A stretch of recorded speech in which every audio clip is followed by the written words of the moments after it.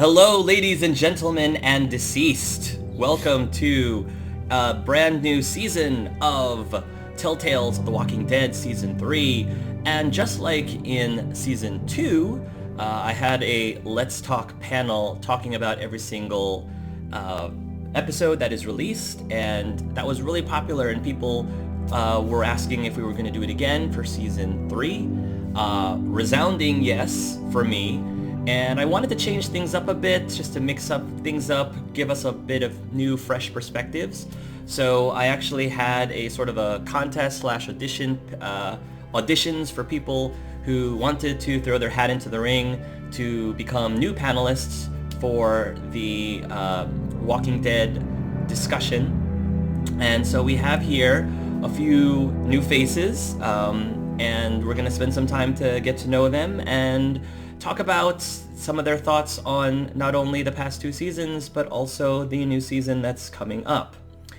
So why don't we'll just go around the room and introduce ourselves. Why don't you tell us your name or how you want us to refer to you as, where you are from, and how did you get into the Telltale's Walking Dead games themselves? What got you first playing them or interested in them? Well, hello there, Angel Arts viewers. My name is Andrew. You might know me as Dawnforged or Dawnforgedcast, running that YouTube channel devoted to tabletop role-playing games. I'm currently located in my basement in Colorado Springs, where I do my channel and gaming full-time, which is amazing. If you've seen me before, it's kind of been on little highlights of we did in the Dragon Age campaign, and Hark and I did a playthrough of Divinity Original Sin, and the second one's coming out, but we're not going to talk about that here just yet. As far as The Walking Dead, one of my pitches to Hark of why I would be useful in this discussion was that my interest is kind of, it's not really, I don't know very much in depth about everything. I didn't replay any of them. I played the first 2 games and I really enjoyed them. I hadn't played a game of morality choices. It felt like BioWare? The Mass Effect, sorry. The BioWare's Mass Effect, with those moments of difficult choice, but I hadn't played anything like it before. I'd enjoyed The Walking Dead show, watched about 4 seasons of that, but I haven't kept up with it again since.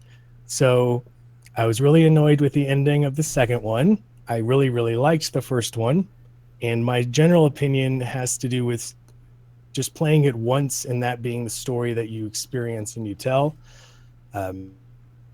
Excited when I heard Hark was putting this together, not only to get the enjoyment of talking about this game, talking about just game design in general, story design, character elements, go back to that Telltale universe, and it was an emotional ride, and I hadn't experienced that level in a game since, so very excited. Thank you, Andrew. It's so awesome to have you here. So my name is Mark, or the Soulman MLG. That's my online name. You have not seen me before, but I've been here since the beginning, ever since Mass Effect 3, as a matter of fact. Really? Yeah. Wow. Yeah. I just don't comment that much, or I kind of keep. I'm a man of a few words. Let's put it that, but not for this panel. No, I'm gonna be very talkative. So anyway, how I got into The Walking Dead. I actually did everything backwards, and let me explain this. I played the Telltale game first, then I watched the show, then I read the comics. I did everything backwards. So when I got into the game, it was actually because I was actually watching another YouTuber do Jurassic Park, which was the Telltale game before The Walking Dead. And then I just came back, and they were doing The Walking Dead. And obviously, like I said, I did everything backwards. So I knew about The Walking Dead, but it's like I wasn't heavily into it. So I watched the playthrough of the first episode, and I was like, wow, that was some heavy stuff. That was really good. So I watched it to the last episode, and I was like, I have to get this game and play it for myself. And I did. And then I got season 2, but I just played it by myself. I didn't watch I watched all the playthroughs after I finished it myself because I didn't want to be spoiled. And then I did the Michonne miniseries, and that's where we are today. Awesome. Well, thank you. Thank you, Mark. Good to have you. And last but not least, Jacob, do you want to introduce yourself? Hello, I'm just a guy. I go to college, currently in my dorm. I'm from Kentucky. I got into The Walking Dead just at my friend's house. He was just like, oh, there's this little indie game. I bought it. It was like $5. You should play it. I did, and I liked it. I'm in the minority of opinions. I can't stand the TV show. After season 2, I just stopped watching because season 2 was awful. I liked season 1, but I really liked the first 2 games. I was annoyed at some of the designs in season 2, but overall, I think they were pretty strong. Mm-hmm. Awesome. Jacob, I picked you particularly because you did tend to, during your audition, you did tend to have some opinions that weren't necessarily from the majority, which I like a lot because I feel that it's important to bring in people who are able to see things from like very different perspectives. So it's good to have you here, Jacob. Thank you. I try to be objective in most of the things I do. Yes, and that is what I have noticed. So cool, awesome. Well, why don't we go ahead and continue the conversation going by let's go chronologically. I kind of want to start by picking your brains about your thoughts on the first season, and more specifically, I guess I wanted to ask what was it about season 1 that really resonated with you? Maybe it was a character, maybe it was a plot point, maybe it was a specific decision. Was there like a specific decision in the season 1 that really spoke to you or really resonated with you? I have an approach to gaming that this game flaunts, defies, and rubs in my face and doesn't let me get any satisfaction. And that's when I really, really like connecting to a character or a group of characters and seeing them through to the end of the story. In playing the first season, it was my first experience with, I didn't want him to die. No. I like him. Why can't the other person die? I don't like them.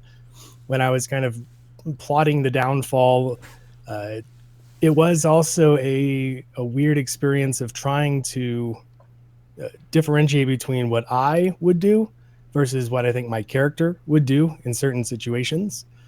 I really liked the main stars, the 2 main characters.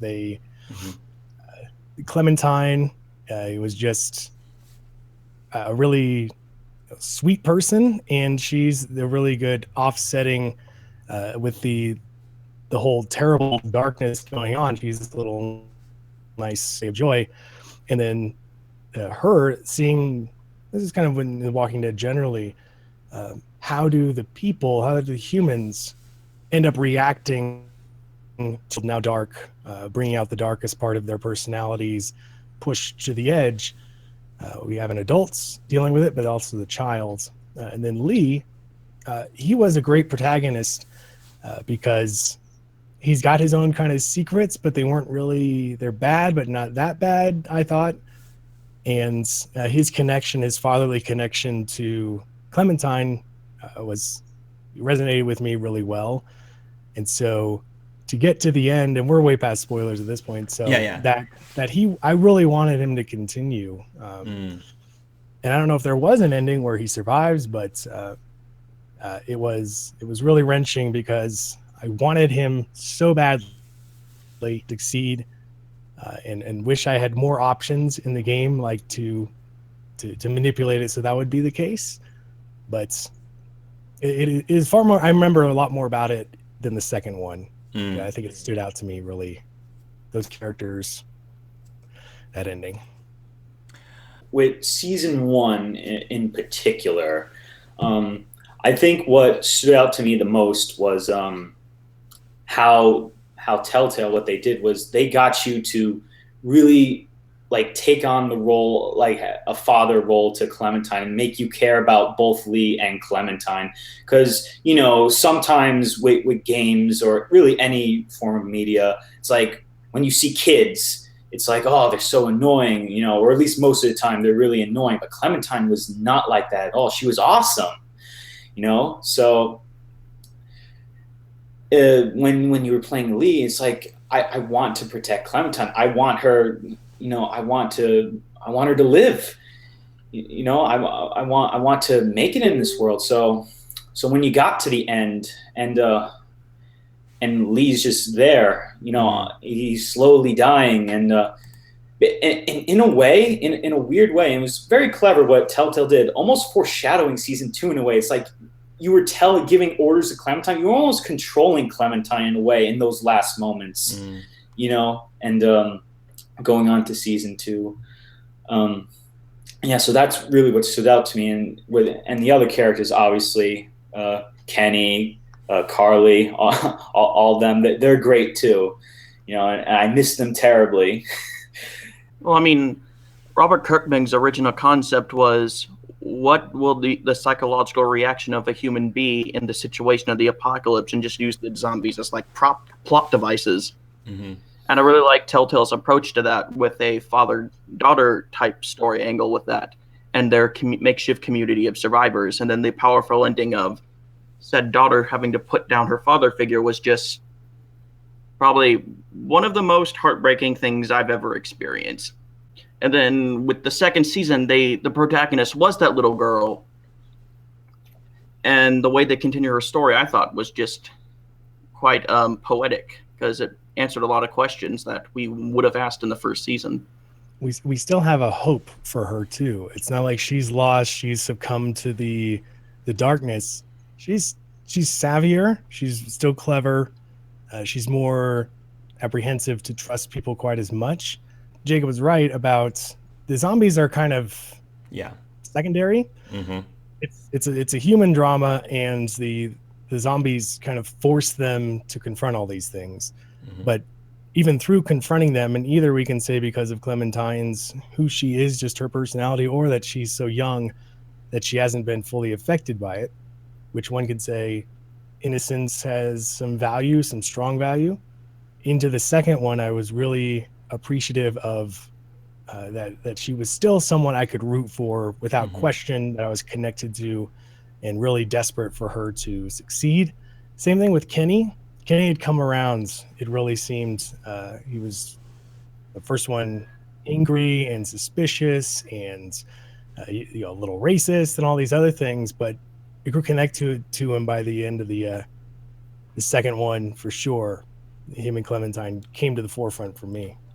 To piggyback over all three of you, because I think this is a really great discussion around Clementine specifically, since she is the character that continues on. You know, Andrew was just saying, oh man, I wanted Lee to continue on. But Clementine ends up becoming, you know, a main protagonist in all three games. And who knows beyond that if we ever get more than season 3. And you get a chance to see her grow and develop as each of the seasons progress. I guess I wanted to ask about your feelings watching her essentially grow up from the innocent little girl to a survivor in this unfortunate universe, especially since, as many of you have said, as a player, you kind of feel like a father, being a father figure to this person, and now you're seeing growing up, losing some of her innocence and dealing with what's going on in the world. What are your thoughts on her evolution as a character? Couldn't be more proud. You're proud. The little girl's all grown up. Did it feel a little jarring to you that you went from season 1 acting as a father figure to season 2 actually being her, being the person that you were actually trying to take care of in season 2? Not really. And why do you think that is? Was still behind the keyboard.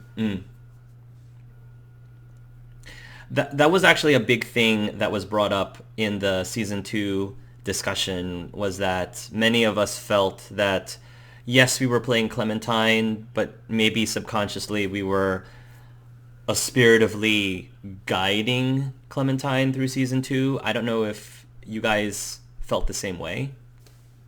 It seemed like Jacob said he was. No, not really. I mean,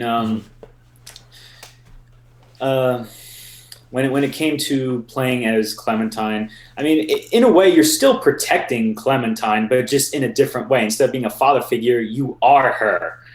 So you're really protecting yourself than protecting somebody else, you know? So in that regard, it wasn't that jarring, at least to me.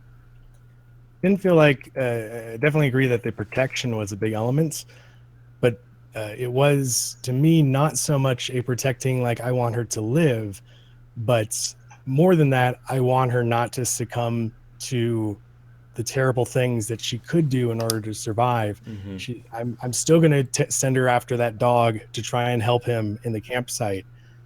I still want her to believe in the good of people, and without, I do kind of feel like a natural extension of still playing Lee, but it does get us away from the escort quest mindset.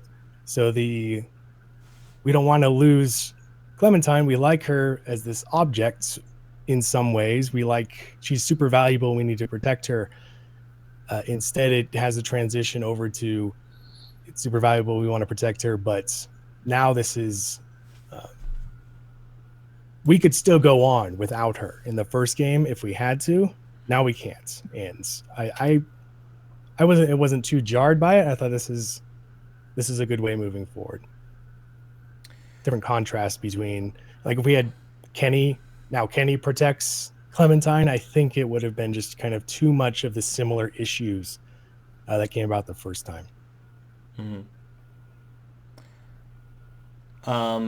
Did any of you feel that when you were playing as Clementine in the second season, did you feel that maybe because you're still playing a game at the end of the day, that they gave her character a little too much responsibility, or they had the adult characters ask her opinion too much? Like, what do you think, Clementine? Or, yeah, let's have Clementine do this. You know, like, did that feel a little unnatural to you? Or did you think, yeah, that's totally believable. That's totally legit. 90% of the time it was Kenny doing it, so not really.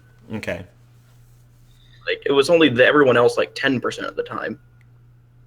Okay. How about Mark or Andrew? Yeah, I saw that was a common criticism of season 2. But then again, it's like you have to look at it from a game developer's perspective. It's like, yeah, you're a little girl, but you're still the player character. You're going to be doing most of the stuff in the game anyway. So I guess in that way, it kind of, the gameplay and the story kind of contradicts itself. So I could see that, yeah. They have to sacrifice realism for the sake of making things interesting. I say go for it.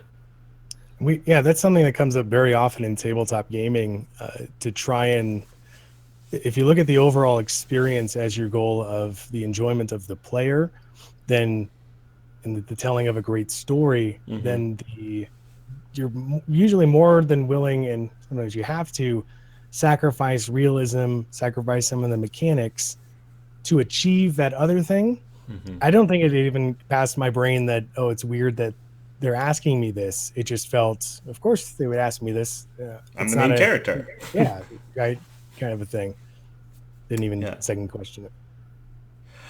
One thing I also wanted to touch on, Andrew, because you were saying that you were hoping for Clementine to not succumb to what many people in a zombie apocalypse situation would be to try to stay on the moral high ground as much as possible. Do the three of you believe that such a thing is even really possible to maintain? And B, would it be advisable to, I guess, have some sort of line that you wouldn't cross even if it meant your survival. What are your thoughts on that? Well, if you're just surviving, are you still really surviving? Because you're not you anymore. You're saying if you become the very monster that you're trying to survive against, what's the point? Is that what you're trying to say? Yeah. Oh, good point. I think it's an essential thing because that you at least have one character who's striving for that somewhere in the game. It doesn't have to be like the game or story is this is the best and all these people are scumbags because they're not doing it. I don't think they go so far as to kind of cast a ton of blame or make you feel like it just feels like these are all really tough decisions and anyone in this situation would have a really hard time doing it.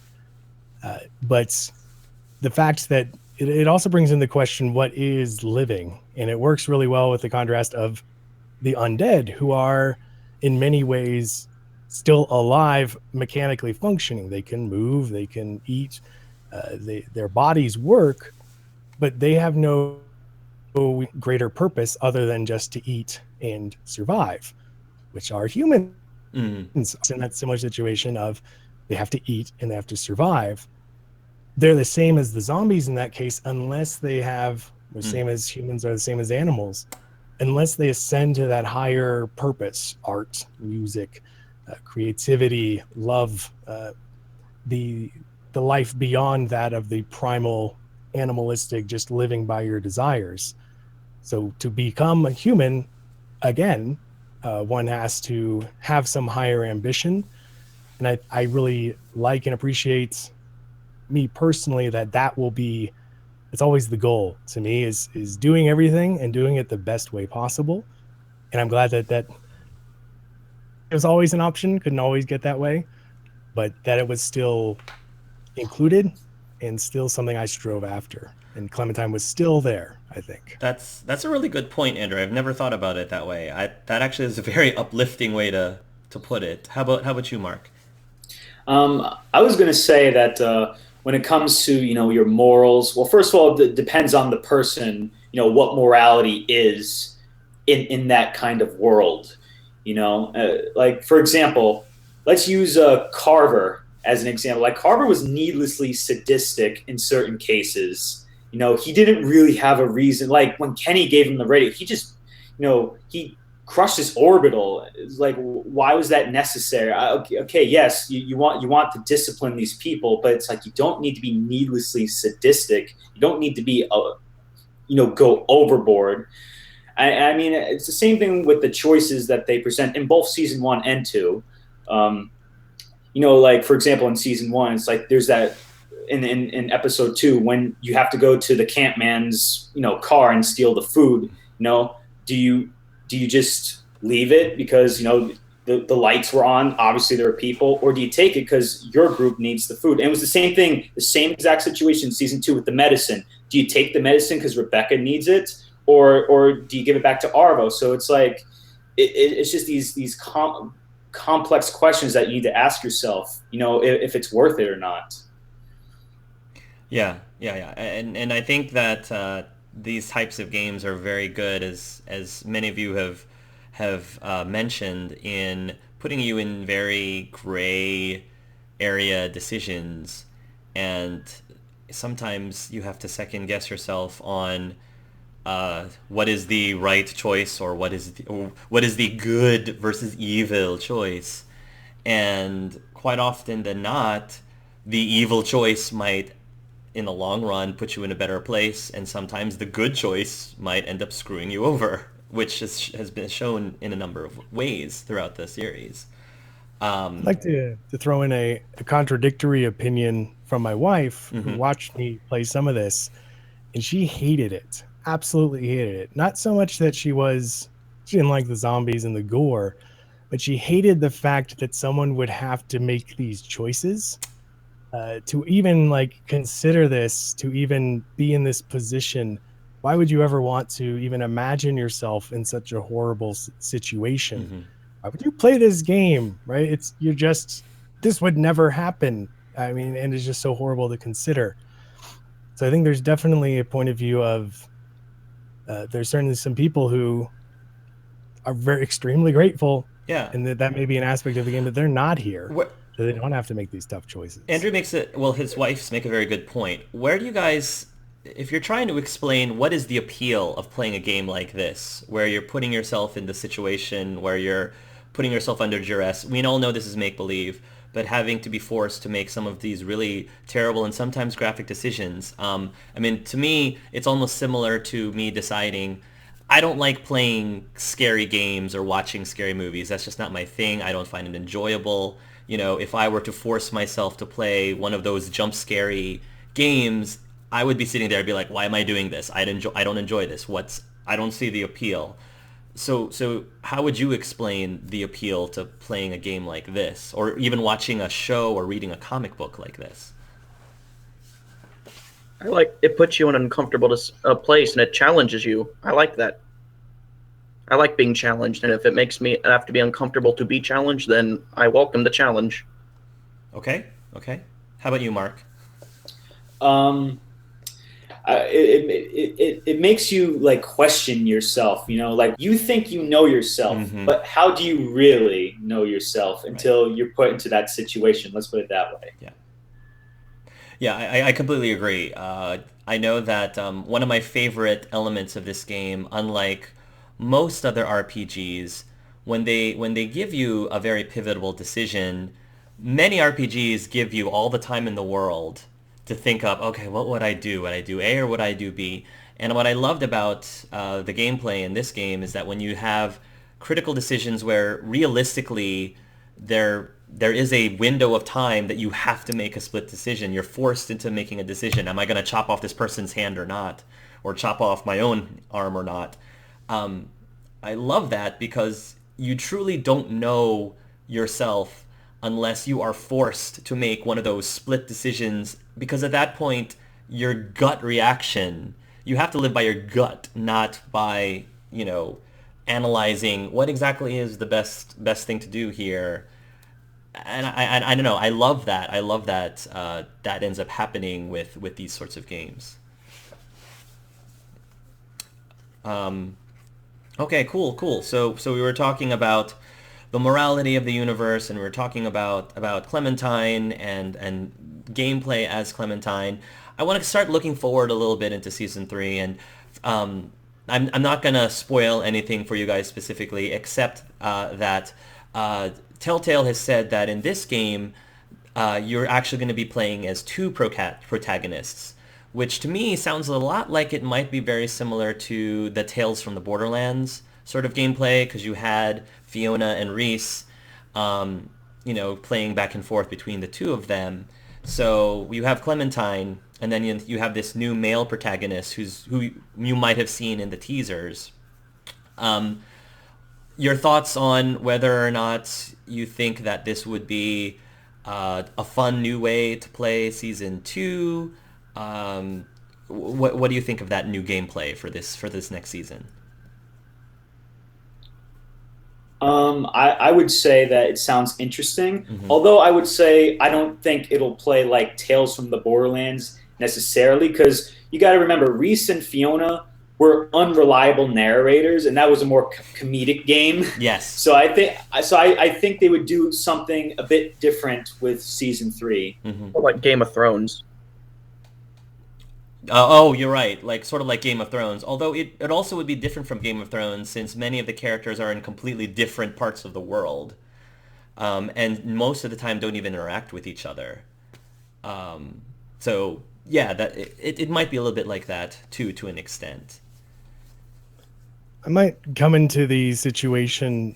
It happened in another game that had two protagonists called Broken Age, where I found myself just getting through one of the characters' stories so I could get back to the other one that I was enjoying a lot more. And I think there may be interesting. The protagonist in the Border game, I liked them both, and I thought exactly with the unreliable narrator aspect that they were there but not there, and their versions of the story and that interaction was really neat.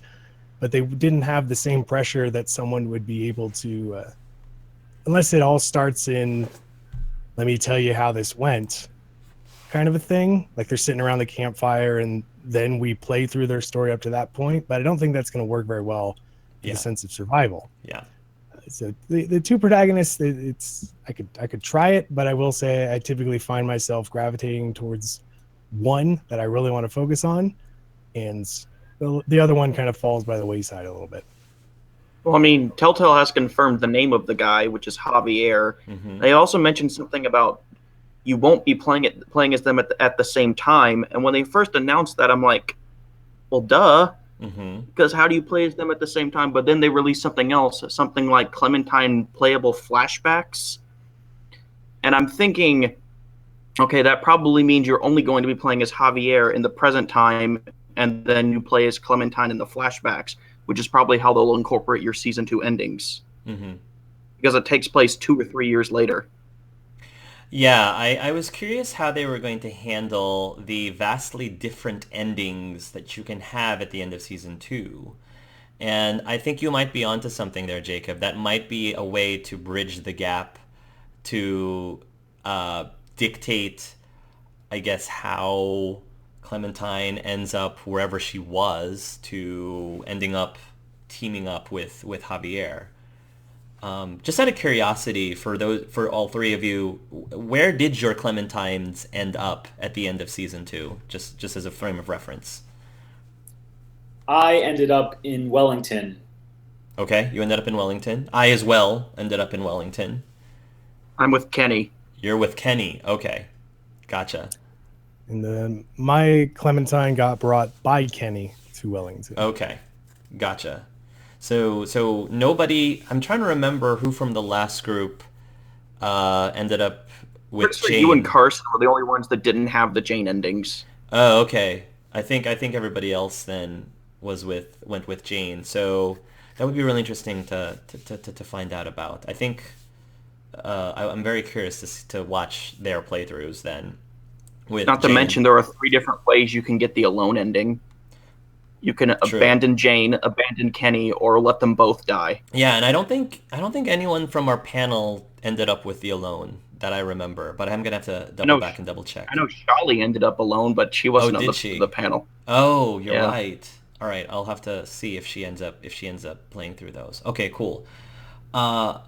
So we've got the element of going back and forth. I think the biggest challenge with introducing, the double protagonist is the fact that, and this sort of dovetails a bit with what Andrew was saying earlier, is that Clementine is such an established and a beloved character for the last 3 seasons. You're bringing on someone who's completely new. I think the biggest challenge in that, as any storyteller would probably have, is to elevate his character so he's just not, Clementine's sidekick. And I'm curious to find out how well Telltale is able to get you attached to this new protagonist. Because with a game like, for example, Tales from the Borderlands, you were starting from scratch. Like, you were meeting Fiona for the first time, you were meeting Reese for the first time, so it was easier for them to be on the same footing with each other. Whereas here, you're kind of, you have a little bit of this competition, I guess, between the two characters. In which case, Clementine clearly has the advantage. I'm not really sure. I mean, Javier looks interesting. Okay. I mean, I'm of the opinion of I give everyone a chance to prove themselves, to see if they're a good character or not. It's like either it's like, oh, I love you, you're a great character, or it's like, I don't really care about you. So I'll give Javier a shot. I'm open-minded. Mm-hmm. One of the problems that I've found with a lot of modern TV shows and stories is that they go beyond when they should, and I think it's probably a money thing to keep milking something. Mm-hmm. But the story, and I like threes. A lot of people like threes. It's a good storytelling mechanism.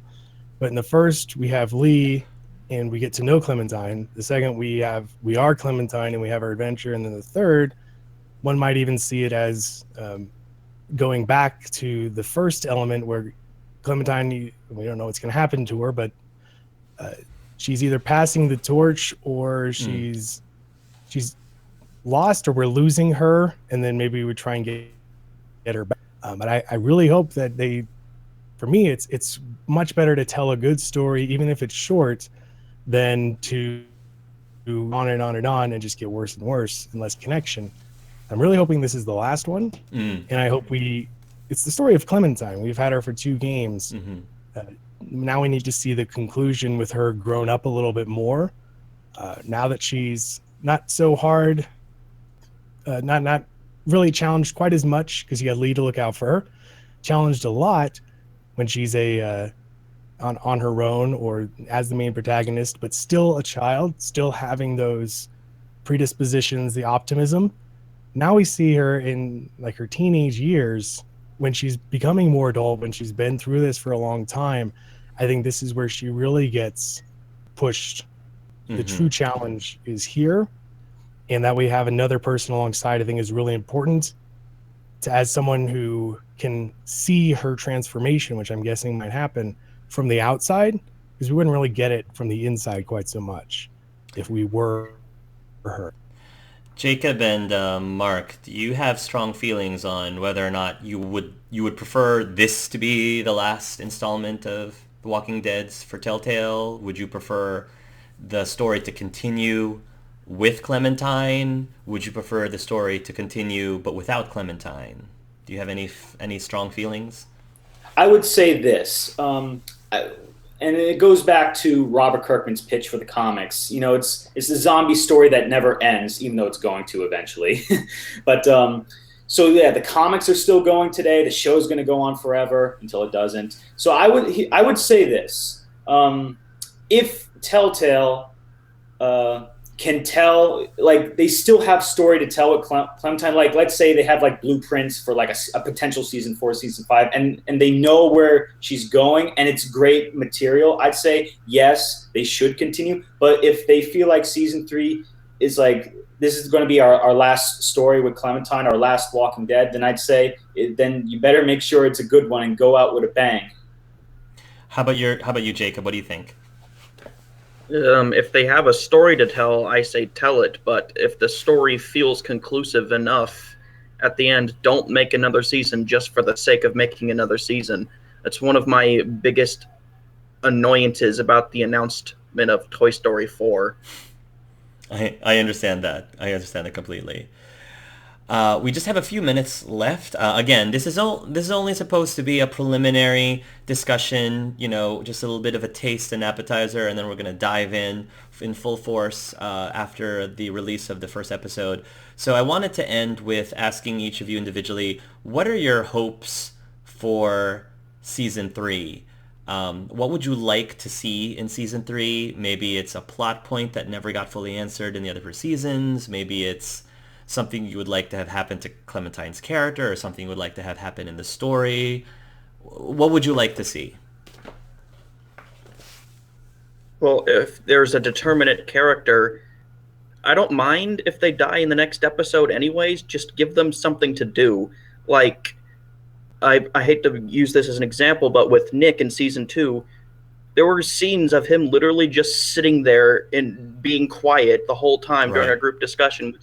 Contradicts how he was in the first 2 episodes, because they portrayed him as just as much of a loudmouth as Kenny. And I'm pretty sure the only reason he was being quiet was because they were too lazy to rewrite that scene, but this time have Nick contribute. I agree. I think that you're right. I think that in a type of game where people die off, it would be nice if they spent a little bit of extra time with the characters that normally wouldn't be there if they died, but still give them a good amount of content when they survive. I totally agree with you there. And even if you replay the episode, but this time having Nick been dead, you'll find that the only difference between the scenes is Nick's lines are edited out. That's literally the only difference. Mark? Or go ahead. Sure. So there's 3 things. I'll tell you what probably was the least likely to the most likely. So the least likely thing that I think they're going to do in Season 3 is find some way to implement your decisions from the DLCs, like 400 Days and the Michonne miniseries.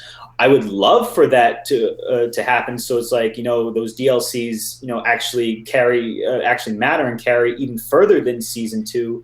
But I don't think it's going to happen. My second point is the return of characters that disappeared from both season 1 and season 2. I would love to see Molly again. I loved Molly. I would love Molly to see. could have died. No, she could have. You didn't see it. Well, you didn't see her die. She's technically unknown. Is there anyone else there's Krista. There's Krista. Yes, Krista. Of course, Krista. Arvo. Arvo, technically, yeah. Bonnie and Mike. Well, Bonnie could die, but Mike. That's true. Mike. And the third thing, and I say this most likely because Telltale already confirmed it, but comic book storylines and comic characters. They said there's going to be comic characters in season 3. Yes. But the thing is, I want to see if they'll do them justice, and it could be a slippery slope because not everyone has read the comics. So I'm curious to see how they'll be handled. Right. I feel like that just meant we're going to incorporate your choices from the Michonne series. Maybe. That's I don't know. I have no idea. How about you, Andrew?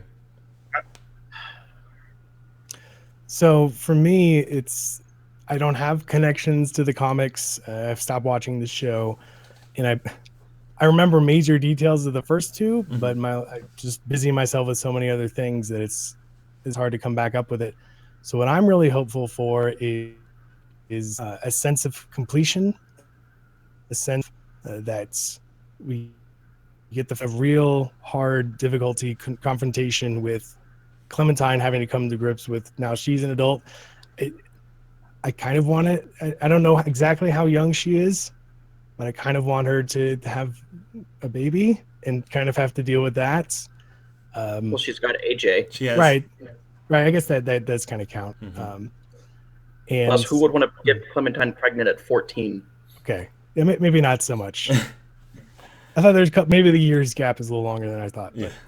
But, I really hope that there is the option to ultimately that this is final and we can finally say that she does or does not. We can choose as players somehow escape this. I would love some permanent. I know it's not at all a thing, but I'd love some permanency of she made it out and it's good. It's done. Let's start life over. Let's be done with the zombies. Let's start anew and fresh and finally have that opportunity.